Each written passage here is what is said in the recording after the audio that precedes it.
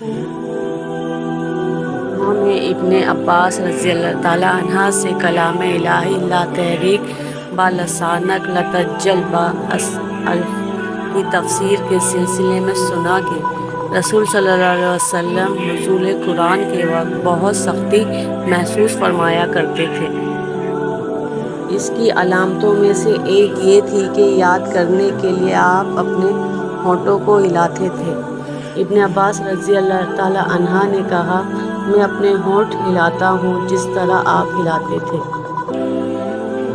سعد کہتے ہیں، میں بھی اپنے ہونٹ ہلاتا ہوں جس طرح ابن عباس رضی اللہ تعالیٰ عنہ کو میں نے ہلاتے دیکھا۔ پھر انہوں نے اپنے ہونٹ ہلائے۔ ابن عباس رضی اللہ تعالیٰ عنہ نے کہا، پھر یہ آیت اتری کہ اے محمد، قرآن کو جل جل یاد کرنے کے لیے اپنی زبان نہ ہلاؤ۔ اس کا جمع کر دینا اور پڑھا دینا ہمارا ذمہ ہے۔ ابن عباس رضی اللہ تعالیٰ عنہ کہتے ہیں، یعنی قرآن آپ صلی اللہ علیہ وسلم کے دل میں جما دینا اور پڑھا دینا ہمارے ذمے ہے۔ پھر جب ہم پڑھ چکے تو اس پڑھے ہوئے کی اتباع کرو۔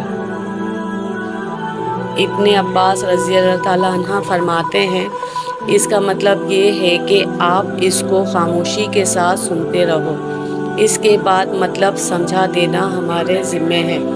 پھر یقیناً یہ ہماری ذمہ داری ہے کہ آپ اس کو پڑھو، یعنی اس کو محفوظ کر سکو۔ چنانچہ اس کے بعد جب آپ کے پاس جبریل علیہ السلام وحی لے کر آتے تو آپ توجہ سے سنتے۔